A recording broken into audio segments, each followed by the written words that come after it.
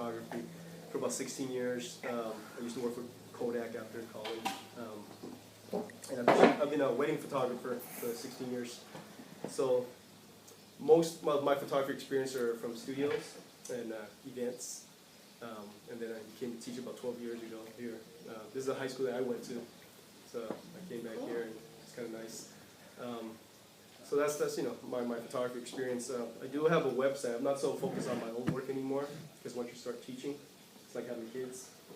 You stop worrying about your own stuff. You start, you know, you live through their art, you know, in a sense.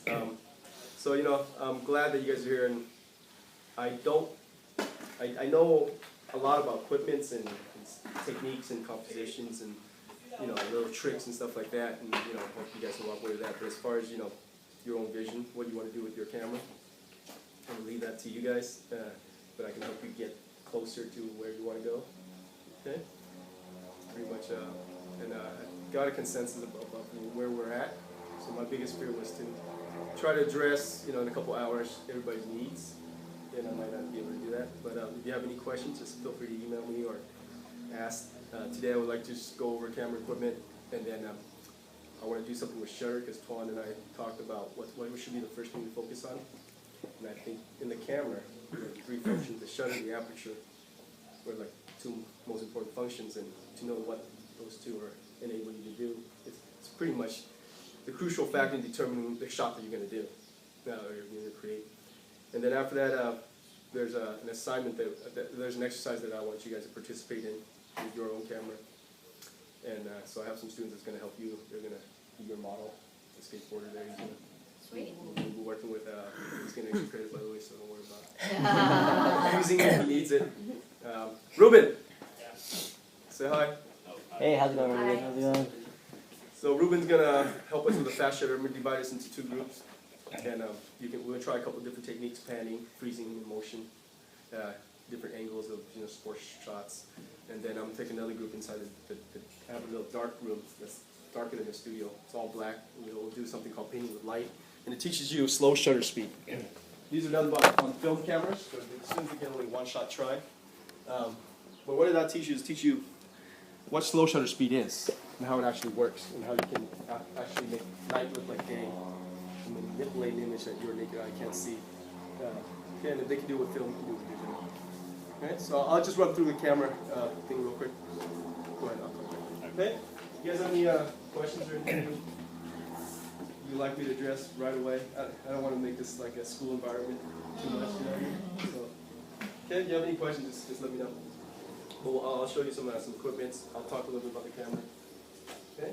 Is that okay with everyone? Cool? Okay. All right.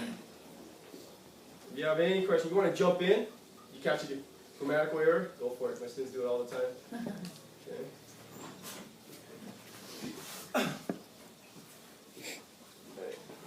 Fine, can you hit the lights, bro? Okay. I'll run through real quick how the camera works. You know, you can take anything and turn it into a camera. Yeah, pinhole should be one word. But the way the camera works is if you have anything hollow, it has a space inside, a box, a room. The physics of light is that if it's dark enough, if you poke a little pinhole or a little hole, It's dripping. it's dripping. No, it's just your water.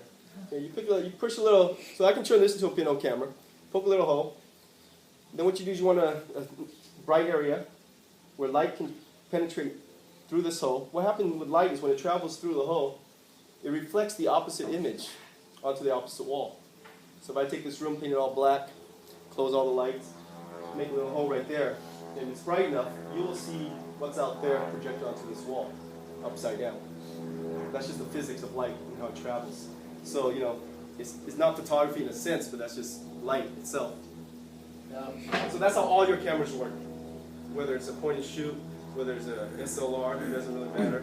Whether it's medium format, they all work that way. So once you understand that, you can start thinking about, okay, now I know why lenses are so expensive, because when light travels through a nice, expensive glass, saturation, color, sharpness, all there. Okay, so that kind of helps. When we talk about film camera, there's three basic type of cameras: viewfinder, rangefinder, and then you guys are more concerned with the SLRs. Okay? The SLR is the single lens reflex, which all of you guys, I think, have. Okay? The difference between these three cameras, the viewfinders are like the point-and-shoot cameras that you guys have. You know, it's all automatic. It's good for, you know, a lot of things. But as far as getting creativity, controlling the luxury of using different lenses, it's not there. You know, Sony recently released their NEX5, and now they're having those direct kind of point-and-shoot, the interchangeable lenses. Those are becoming a hot product because that's the hardest market to merge. Is the amateur and the professional, trying to get it right in the middle for people so that they have this creative side they want to satisfy, but they want the convenience of carrying something really light. So you can probably look into that, but still, I bought 3 of those as gifts for people, and I find they're still very limited.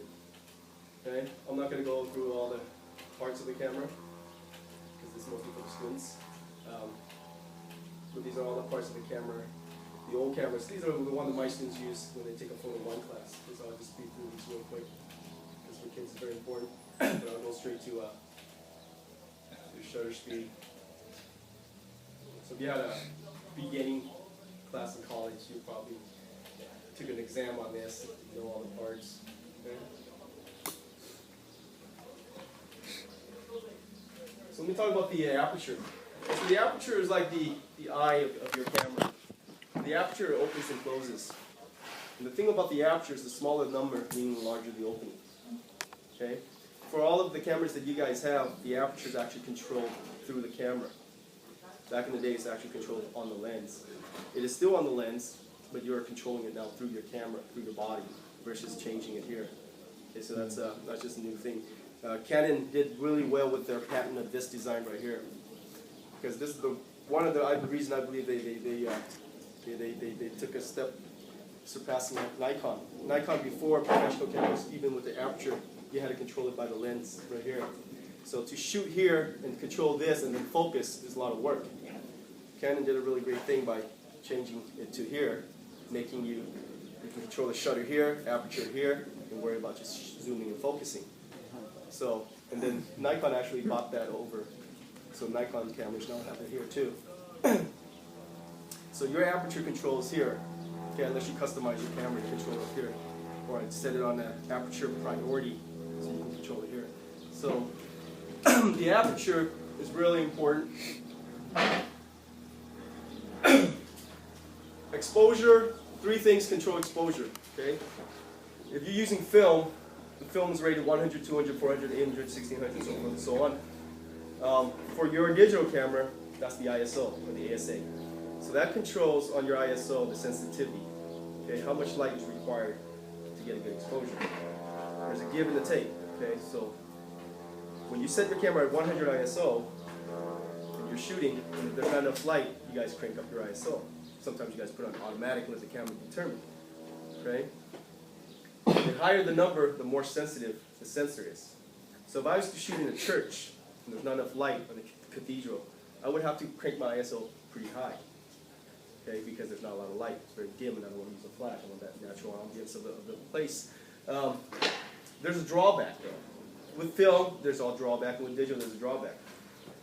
The drawback is that the higher the ISO you go, what do you get?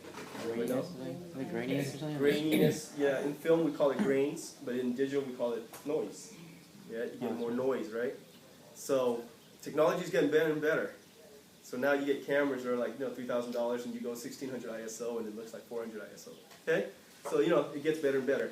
So sometimes the question for people is like, I have a consumer Rebel, okay, because the Rebel body is considered a consumer market, right? Because it's something you can actually go to Best Buy and buy. So how come your camera, which is like say a 7D or a 5D, costs so much more than mine? Okay, a couple things. Well, construction on the higher models are better. So all the components, all the little buttons and stuff, they tend to last longer. But another thing is their noise level are usually better too. They can shoot under a really low lighting situation. So if I shoot with my 7D at 1600, it's probably equivalent to maybe a Rebel, noise level of 400. So that's also a good thing. So with film, it's grains. You actually see the grains. So my students, they all use 100 speed film because we like real sharp pictures. really, really sharp. Otherwise,